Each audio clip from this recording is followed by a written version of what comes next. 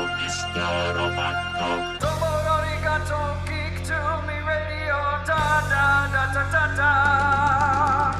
Domo arigato, geek to me radio, da da da da da da.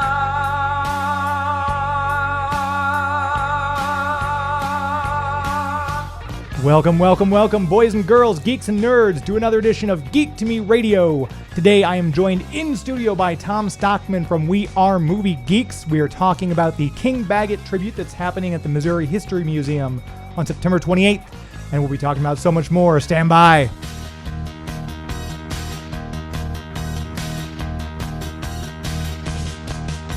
We're talking TV, comics and movies, and video games. And if you don't know Star Trek from Star Wars, we'll try to explain. There are 12 doctors from Hogwarts houses, one ring rules them all. To be the greatest Pokemon master, you must catch them all. You must catch them all. Try to catch them all. Gotta catch them all. Gotta catch them all. And today, as I said, we have Tom Stockman in the studio with us from We Are Movie Geeks. This upcoming September 28th, down at the Missouri History Museum, they are doing a King Baggot Tribute. St. Louis actor who Tom and I were talking about before the show, not very well known in St. Louis. About 100 years ago, everyone knew who he was. That's right. And we're going to talk to Tom about that. Tom, thanks for coming down to the studio. Yeah, thanks for having me. I appreciate it. So, just kind of set the stage. 100 years ago, Yeah. this guy, King Baggot, was the most popular movie star in the world. I mean, I can't overstate how popular this guy he was. He was, Brad Pitt and George Clooney and Tom Cruise all rolled into one. The women loved him. The men envied him. He was literally the first movie star, period. And I say that because before King Baggot, movie stars weren't credited in movies. Mm-hmm. And then when King Baggot came along, he started starring in these silent movies. He started his career around 1909. And women especially just loved him. And they were writing to the studio saying, who is this guy? King Baggot was tall. He was handsome. He had this dark hair with this white streak through it. And he had these bright blue eyes. And the type of film they used back in those days made his eyes even brighter in sort of a light gray. So women would just swoon over this guy.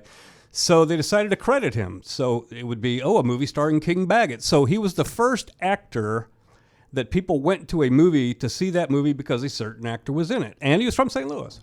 So, and probably weren't a lot of St. Louis actors big time back then, especially. So it's kind of odd that nowadays, you and I were talking about the St. Louis Walk of Fame. Yeah. He's the only actor to have one in the Hollywood Walk of Fame, but not in St. Louis. That's right. But there were a lot of silent film stars from St. Louis. I mean, you got to keep in mind at the turn of the century, 1900, St. Louis was the third largest city in the country. Mm. So there were some. Patsy Ruth Miller, who starred in The Hunchback of Notre Dame, for example, she was from St. Louis. But the reason that nobody remembers King Baggot is because all of his films are lost.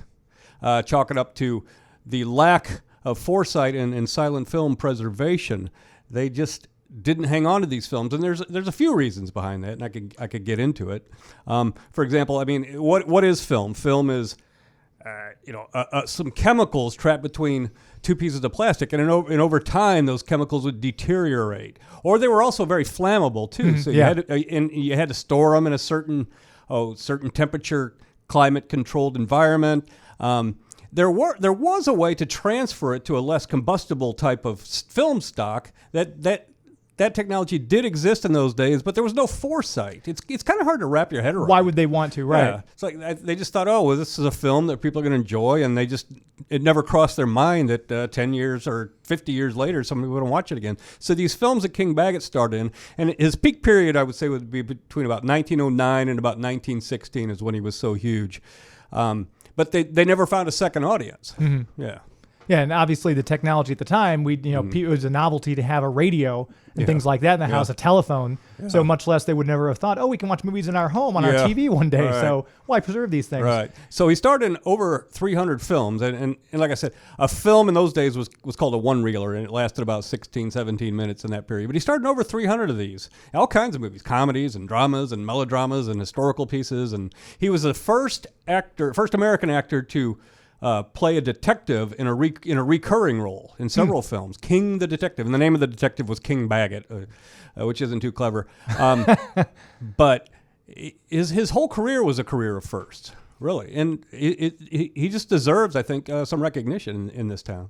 And so the Ivanhoe, the movie Ivanhoe, which is the one that you guys are showing at the Missouri History Museum on September 28th, that was, like you were saying, it's a three-reeler. That was an epic. Yeah, that was an epic. And it's also the first example of a studio, a Universal studio in this case, sending a cast and crew overseas to film on location. They took King Baggot, and they took the director, Robert Bresson, and they took Leah Baird, who was the leading lady, and they got on a boat and they sailed 3,000 miles to Wales, and there was Chepworth Castle in Wales. Chepworth Castle is a pretty popular tourist attraction over in Wales, and they filmed Ivanhoe there on the grounds of Chepworth Castle, and everybody in this town of Chepworth got involved, and it was a big deal. And it was it was 3 reels, so right about 46, 47 minutes. That was considered quite the epic. So it's kind of the first Hollywood epic. And I saw somewhere that another movie, Ivanhoe, had been filmed somewhere in Europe around that same time. Yeah. But there was a little bit of competition, rivalry. There was one. It was made in England. England, okay. Yeah, it wasn't called Ivanhoe, though. Right. It was called The Jewess. Yes. And that is long gone, and that's considered to be really bad. I do know that. This Ivanhoe is actually pretty good. The funny thing about movies made over 100 years ago, especially around 1909, 1912, around that time, they're so primitive that sometimes they're more interesting for historical value than to actually sit through. They're not that interesting. I collect movies on 16 and 8 millimeter film. I've got a version of Ben-Hur that was made in 1909. And it is so terrible that it's got the chariot race, but they didn't even know what to do with the camera at the time. So the camera is focused on one of the grandstands where people are cheering the entire chariot race, and about every 30 seconds you'll see horses just fly by the camera, and that's it. That's the chariot race, because they didn't know how to position cameras. Even in Ivanhoe, you'll notice, why the heck is this main character's back to the camera at this time? There's not a lot of art to it, but I will say Ivanhoe is pretty lively for it today. There's sword fights, there's charging at the castle, there's burnings at the stake. It's a fun film. I think with all the extras that they had in the film, I think the cast added up to just around 400 people. Something like that, and a lot of horses and costumes, and which by today's standards, that's a small indie film. 400 people. It's kind of, again, crazy to think back the way it was. With the tribute coming up, what all is involved in that's going on September 28th? Well, this is the tribute to King Baggot. This is actually the second time I've done the tribute to King Baggot. I did it as part of the St. Louis International Film Festival 2 years ago. And it's free. It starts at 7 o'clock, Wednesday the 28th. What you're going to get for free is a movie, Ivanhoe, from 1913, and that will be accompanied by live music by the Rats and People Motion Picture Orchestra. I don't know if you're familiar with them, but they're a local group that accompanies silent films around town. They've been doing this for several years. They're fantastic. They write original scores. And so you'll get the movie with the live music by Rats and People Motion Picture Orchestra and a lecture. This is an illustrated PowerPoint lecture by me about the life and career of King Baggot. I have been collecting images and old newspaper ads and articles and things like that about King Baggot for a few years now. And that'll be on September 28th. If anyone has any questions, also, I should throw out the listener lines. I tend to forget to do that. If you are here in the St. Louis area or points online, you can call us toll-free, 855-770-1260. If you want to call in, ask any questions. Tom is a movie expert. He runs wearemoviegeeks.com. That's right. And if you have any questions about that, or movies in general, it doesn't have to necessarily be about Ivanhoe, but if you want to call in, get that number again, 855-770-1260. 1260. So this is the 103rd anniversary of the movie. King Baggot, what was like his? You say was active for about 20 years. So his last film would have been probably in the 30s. He started making films around 1909, and he stopped making films as an actor about 1920. And then he became a director. He directed for Universal throughout the 1920s. He ended with the silent period, though. He never made any sound movies. He only directed in the 1920s.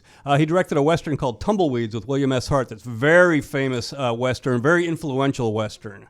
That's probably his most famous movie he directed. And then after he stopped directing, he kind of sort of went back to acting, but he had, by then he was pretty old. He was born in 1879. Right. So he would have been in his 50s when he stopped directing, early 50s. And he became a bit player. And this is part of my speech. I actually loaded up these DVDs that he has tiny, tiny parts in. Sometimes he's just a little bit player in the background. And I made screenshots. And some of them I had to like circle. So there you could see, it's like Where's Waldo or something. He's in the background.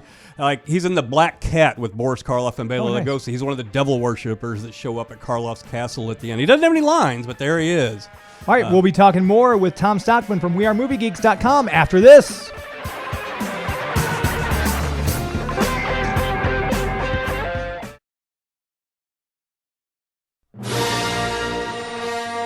Hey, this is Greg Grunberg, Snap Wexley from Star Wars, and it's all geek to me, my friends. Welcome back to Geek to Me Radio. This segment brought to you by Historic St. Charles, and talking about things that have been around for a while, like Ivanhoe and King Baggot. St. Charles, Missouri. If you go down there along Main Street, it's really like stepping back in time. They have all the old historical buildings. There's the unique shops with things to buy you can't find anywhere else. A lot of great restaurants along there. And if you go to their website, historicstcharles.com, they have a list of calendar events for things that are going on every weekend. Christmas Traditions is coming up here just after Thanksgiving. That's always the big draw down there for me. And there's a lot for you to do, whether you're into history, whether you like art, you like good food, you just like hanging out in a nice place, take your dog walking down there. And for the kids, they got 3 or 4 Pokemon stops down there along South Main Street. So there's something to do for everyone. You can go to historicstcharles.com to start planning your visit now and check out all the fun things there are to do. historicstcharles.com.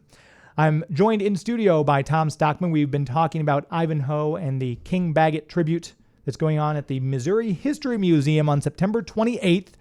And we were talking coming up for Halloween, we were talking about the horror movies, and you were talking about the Coffin Joe. Coffin Joe, yeah. We're doing a program called A Strange Night with Coffin Joe. And Coffin Joe's another movie figure that people aren't as familiar with as they possibly should be. Coffin Joe was a Brazilian actor and filmmaker and director who made these just bizarre movies in the 60s with strange titles like, This Night I Will Possess Your Corpse and things like that. And they were way ahead of their time. They were extreme in terms of gore and violence, and they're really weird. But they were never exported to the U.S. when they were new. So us horror movie buffs, I should say, would see photos in monster movie magazines of these things. We said, wow, what is that? This is back in the days before, bootlegs of rare VHS tapes started circulating around. And then we finally saw these things, and they're really fascinating, these Coffin Joe movies. And then in 2008, Coffin Joe is an older man, and he was, I think, 72. He's still around. He's 80 now. Made a new Coffin Joe movie as an old man called Embodiment of Evil down in Brazil still. And he needed someone to play the young Coffin Joe in some flashback sequences. Well, there's a local St. Louisan named Raymond Castile. He's a good friend of mine. And Raymond looks just like the young Coffin Joe and would dress up like Coffin Joe for different cosplay events, and even made a short film called The Blind Date with Coffin Joe about just what it sounds. He goes on a date with this woman, and I guess Coffin Joe had seen some images of Raymond in the Coffin Joe outfit and flew Raymond down to Brazil to play the young Coffin Joe in these flashback sequences. So at this event that we're doing, A Strange Night with Coffin Joe, which is October 9th at Webster University's Moore Auditorium starting at 7:30, we're going to show one of the vintage Coffin Joe movies from 1967, and then we're going to show this embodiment of evil, and then Raymond Castile will be dressed up like Coffin Joe and will be co-hosting it. But he'll be speaking Portuguese, so because that's what Coffin Joe speaks. I Right. mean, he's got the whole thing down. It's really going to be a remarkable and interesting presentation. So with that going on, how long are those movies? They're just normal length movies, 95 that we know minutes. now. Yeah, Okay. yeah. Those are Because I know we were talking about the Yeah. earlier, older Oh, movies yeah. being so short. I didn't know if these, because they're Brazilian and because they're a little older, if they'd have any different running times. No, they're about the same as American. And if you want to check out these dates, because I know we're throwing a couple at you, we got Yeah. October 9th, September 28th, wearemoviegeeks.com. Yes, We'll yeah. have all that info on there. Yes, and I've been writing a lot of articles about King Baggot as well. That's kind of how I got started in this whole King Baggot thing. Was about 5 years ago, I directed an event called Vincentennial, the Vincent Price 100 birthday celebration, and I teamed up with a St. Louis historian named Steve DeBellis. You may not know Steve, but remember the St. Louis Globe Democrat, that newspaper that you would see around? It was interesting. The whole thing was just full of St. Louis trivia and history. That's what the St. Louis Globe Democrat was. And Steve DeBellis was the one-man newspaper guy. He wrote 90% of the articles in that. He laid it out, sold the ads, even delivered it. But he was the one who sort of told me about King Baggot, about how King Baggot was this forgotten St. Louis and that everybody in St. Louis should be proud of, and he should be on the St. Louis Walk of Fame, et cetera, et cetera.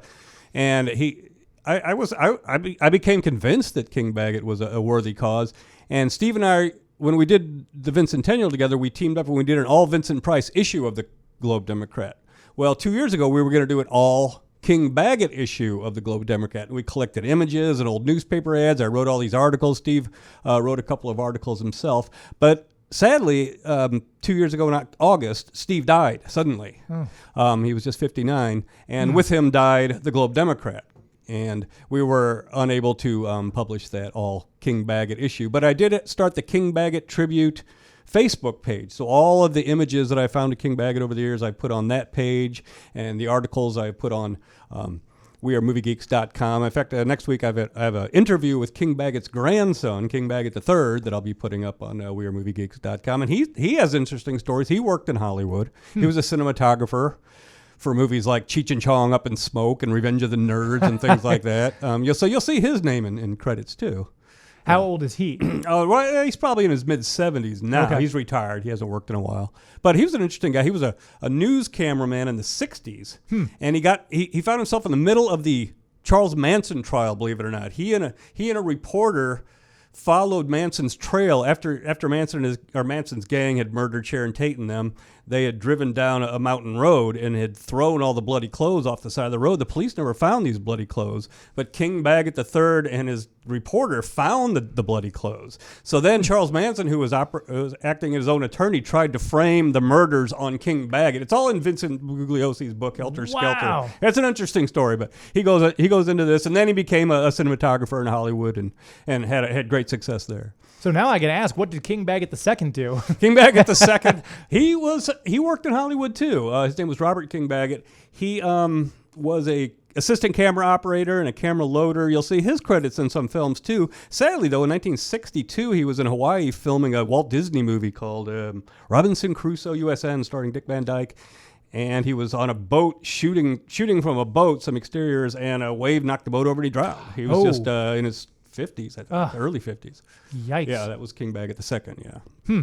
So nice history of the film in the family. The King Baggot legacy lived on in Hollywood after King Baggot, the original silent star. He died in 1948, yeah. So is there a King Baggot IV? Nah, not well. I know King Baggot III has two sons, but they're not in the movie industry. Okay. I do know that. Yeah. I'd keep that going if No I was kidding, them. I mean, yeah. they got a hot streak. Yeah.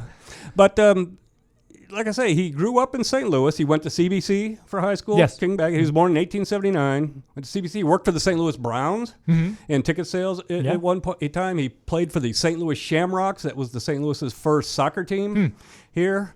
So he has a rich history in St. Louis. He grew up over on Union, kind of in North, I guess would be North City now. Right. His house is still standing.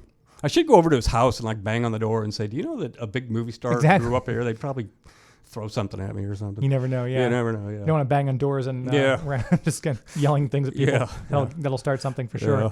We're going to talk some more about King Baggot and the King Baggot Tribute that's going on at the Missouri History Museum. And once again, I'll throw it out there. If you'd like to call in and ask any questions, 855-770-1260. And we're also in this last segment going to, try to get a hold of Larry Kirchner, who's with the Darkness Haunted Theme Park. We'll do some more talk with that about the onset of Halloween and all the stuff we're gearing up for, the haunted houses, and much more. We'll be back right after this. We got some exciting commercials planned for you, so stand by.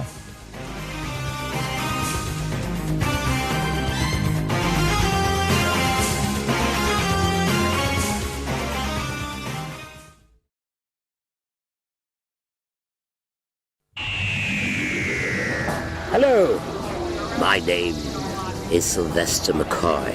I want you to listen to Geek to Me Radio. Otherwise, if you don't, I'll cry. Welcome back to Geek to Me Radio. This segment brought to you by Hendel's Restaurant. Hendel's located on St. Denis Street in beautiful, historic Florissant. And I know a lot of people in St. Louis, they kind of have this feeling they don't want to cross a bridge. They don't want to drive. Well, I don't want to go over here. It's fantastic to get out and try new places. And if you've never been up to Florissant to go to Hendel's Restaurant, it really is one of those places you want to take some time. If you don't have dinner reservations, it's 3:34 right now. If you haven't got dinner reservations, maybe give them a call. 837-2304. That's in the 314 area code. Or you go online, hendelsrestaurant.com. You can probably still get a reservation for this evening. And let me tell you, it's worth it.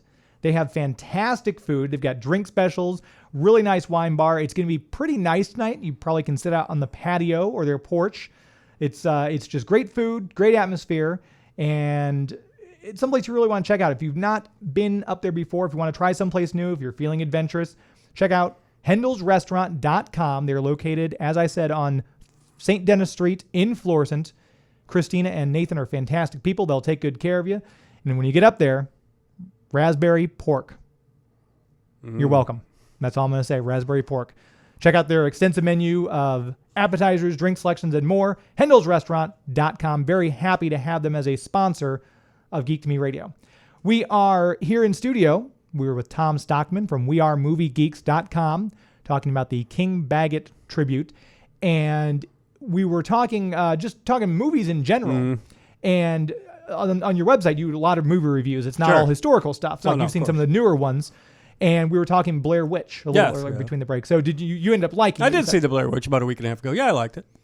Are you a horror movie fan? I am a big horror movie fan. Oh, yeah. So that's my background is all horror. As a horror connoisseur, then, scale of 1 to 10, where would you place this latest Blair Witch? Oh, gosh. Well, it was scary. It got under my skin, just like the one did 16 years ago.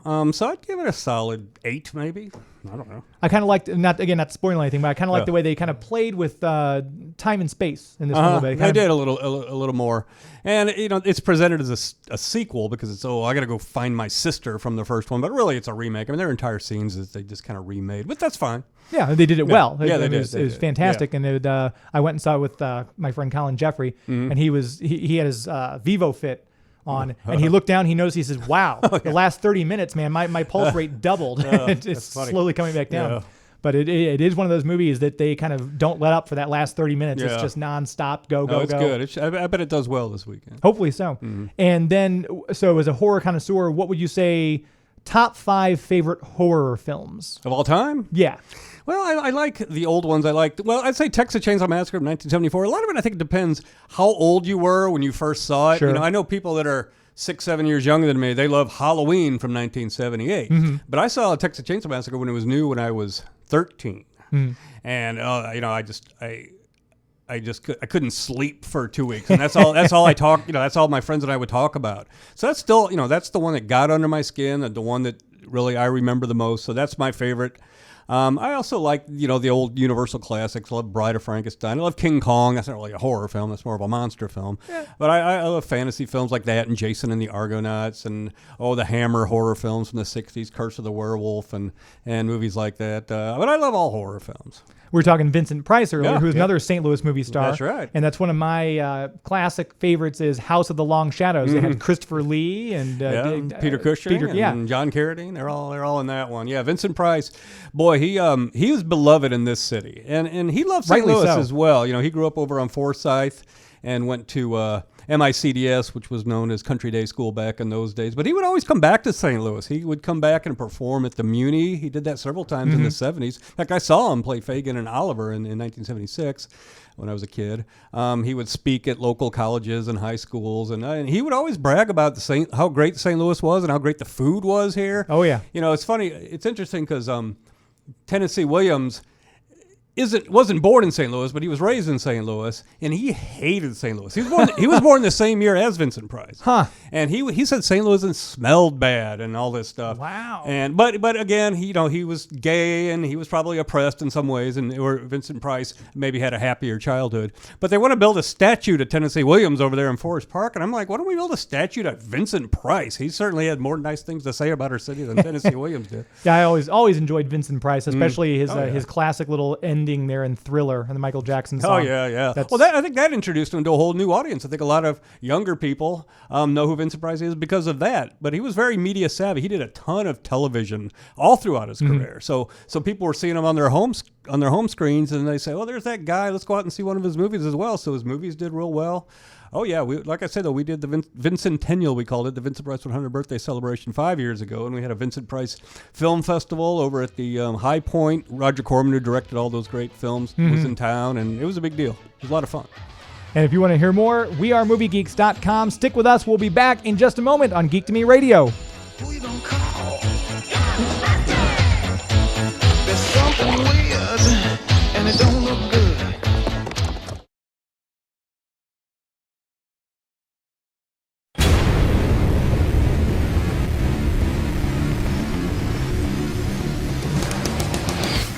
Welcome back to Geek to Me Radio. Today we've got a guest on the phone here. This is Tom, and we're Larry Kirchner from the Darkness Haunted Theme Park. Larry, are you there? Oh, yeah, I'm here. Thanks. Thank you. So we were talking about Halloween coming up, and if there's one thing you want to do in St. Louis on Halloween, it's to hit the Darkness Terror Visions. And the Darkness just opened yesterday, am I correct? Yeah, that was a nightmare. Nightmare in a good way? No, it's every time you open on your first night, that's when you find out all the problems, if you know what I mean. And then it's like a tradition. Like, you scramble all day to try to open it for the first time. Then you open, and then you get this laundry list of what you got to work on the next day. Right. And you always get try to get all the bugs out. Well, you guys must be doing something right, because I know the Darkness in Soulard there is one of the most award-decorated haunted houses in America. Yeah, and in fact, a lot of the people around St. Louis don't know it, but the politicians, I would say, because we've never had any of them visit. But we've been on, like, almost every national reality show, TV show, you can imagine. We had the people from the Mythbusters there, the people from Ghost Adventures to National Geographic Channel. We've been on Shipping Wars from there 3 different times. I mean, we've had a lot of national publicity. We were on the front page of the entertainment section of the USA Today many years ago. So, yeah, I mean, and the biggest thing that we have is every year for the last 8 years, we've done a tour for the entire haunted house industry at the Darkness, because the National Haunted House and Attraction Show is here in St. Louis that I help bring here. And so every year we open for people, within the industry, which is always interesting. And it's not just the Darkness, too. You've got Terror Visions, and there's the zombie laser tag you guys have coming up. Talk a little bit about some of the other things you have going on. Well, one of the reasons I would say that last night was a little bit more complicated than normal is, we used to be in that building that is now an apartment complex. And I bought the building next door, which originally, let's think about how the Darkness has evolved over the last few years. But when I moved, I bought the building directly next door. It's about 20,000 square feet. And then I built an addition onto that building to the back because there was a big lot back there. So we added another 16,000 feet. So that's when we added TerraVisions, our gift store, and our monster museum. Okay, and then we had a shop under that. Okay, because we build attractions for people all over the world. Well, the shop wasn't big enough, and we continually rented additional space, most of the time down at the Lent Brewery. And then a year and a half ago, I bought the building connected to the Darkness, which was about another 20,000 square feet. So over the last year, we've been building in that building. On the first floor, we've been doing construction for our projects around the world. And upstairs, we've been building a new haunted house, which is called Silo X. So every Friday and Saturday, it's a zombie-themed haunted house. And every Sunday through Thursday, it's going to be zombie laser tag. And then also upstairs, we built our world-class escape rooms. And these things are major league. But you know what was really interesting, though, is when we decided what kind of haunted house we were going to build up there, Silo X was always a competitor to the Darkness. And I always criticized it because it wasn't very good. And then they sold it to us because they wanted to get out of the business. When we had it, it was never good. So I decided I want to do Silo X correct, like I do the Darkness. So we went all out. I mean, it is amazing. There's tons of giant monsters, zombies, special effects, and we built all the scenes. I mean, they're absolutely award-winning, incredible. And then, of course, on the opposite side of it is the escape rooms, and there's 3 of those. Now, the escape rooms I know are very popular. Some friends of mine have done those before. That's basically you just what's the maximum amount in your party you can take into one of those? Well, we have 3 different escape rooms, and we have a beautiful lobby that we laid out like an adventurous room or whatever. And we have 3 different escape rooms. One's called the Cellar Escape. That's our scary one. That's, you actually have to put your hands in like dead bodies and stuff like that to find things. Okay. And by the way, it is the most popular one. And then we have another one called the Mummy Escape. You would think Mummy, it's not really scary. It's more Indiana Jones. In fact, I don't want to give anything away, but the very last scene in there is where you have to transfer a sandbag for an idol. Just like Raiders. To get the door. Yeah, just like Raiders. I'm sorry. To get the door open. And there's another Raiders of Lost homage in there because there's a thing on the floor and you have to step on it in the right way. Otherwise, you don't get the next clue. So, and then our other escape room, which we just finished, is called the Subway Escape. And that's where, you're on a runaway subway train. And let me tell you something. The difference between ours and all the other ones in town is most of the other ones in town were probably built for $10,000, $15,000 a piece. I spent over $100,000 on each one. Okay? So my escape rooms, I probably could have built 50 of the other ones. Okay? But I like to do things all out, on the level. I don't try to compete with other people in town. I try to compete to be the best in the world because we build attractions for people in other countries. So I'm getting a lot of people wanting us to build escape rooms. And in fact, we just built 5 Hollywood-themed ones, like we did Ghostbusters and Teenage Mutant Ninja Turtles Escape and Titanic Escape and some other stuff, Friday the 13th, for a company in Washington, D.C.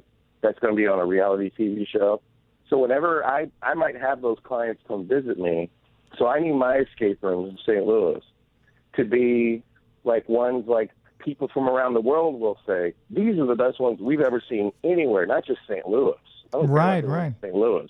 Yeah, no, So from what I've our seen, heads and tails better. Yeah, from what I've seen, you guys have done a fantastic job. And if you want to check it out, if you're a listener right now, you can go to scarefest.com for tickets and for more information. Larry Kirchner, thank you very much for joining us on the show today. Hey, well, thanks for having us. And you guys come out, and we'll make sure you have a great time. Absolutely will do. Thank you so much. And we'll be right back with more right after this.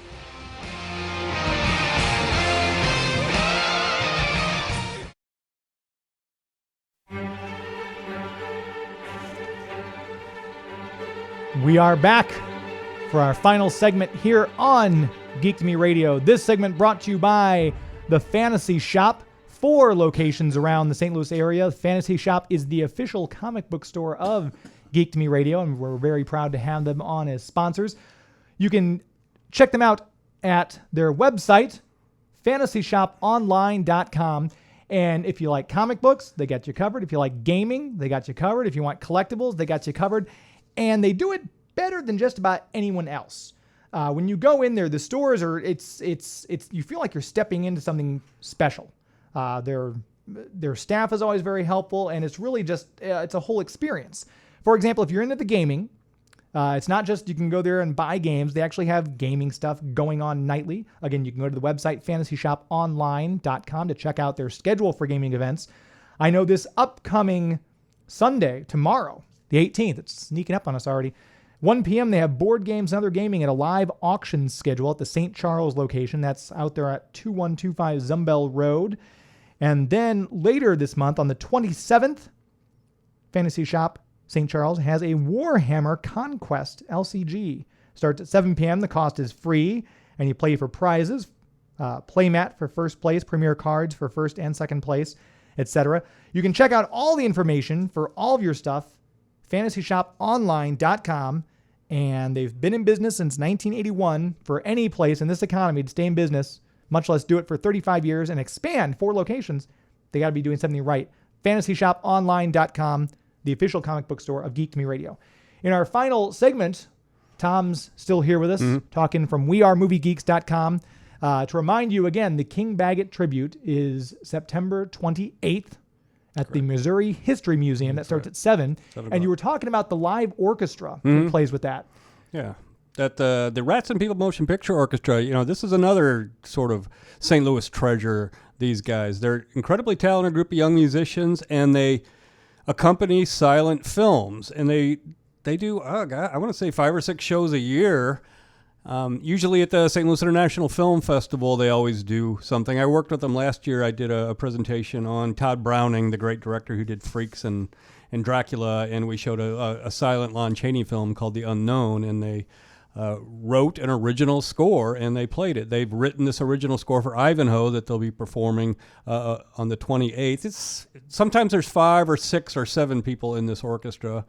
And I got to rehearse with them 2 years ago. The first time we did the King Baggot Tribute, the print of Ivanhoe had Dutch intertitles. The one we're showing at the History Museum on the 28th actually has English intertitles. But because it had Dutch intertitles, I had to stand at the podium and shout out the English translation of the intertitles. So I actually went over and worked with these guys when they rehearsed, so they could bring the music down so I could shout out what I needed to do. And it was fascinating watching these guys in their creative process. So it really is just like it was in the day. They had an orchestra or something playing in the silent movie, so it really is going to be really cool to see this. It will, no doubt. And so you can check that out, the event for the Missouri History Museum, or there's also a link on wearemoviegeeks.com. Tom reviews all sorts of movies. So we were just talking about Sully and some of the other movies, horror movies especially in general. This is the time for them to come out now in the fall season.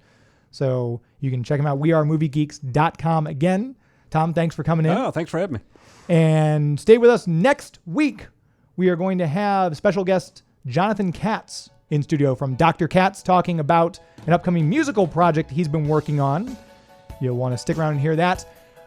We thank you very much for listening. If you're listening to this on the podcast version, we hope you enjoyed it. You can send emails to geektomeradio@gmail.com. Until next week, see you then. It's not in the way you watch I zombie. It's not in the way you watch The Flash. It's not in the way you love Scotty Young art. It's not in the way you play Mario Kart. It's not in the way you look when you make Game of Thrones references. That's our show. This is Geek to Me Radio. That's our show. This is Geek to Me Radio. Thank you, St. Louis. Good night.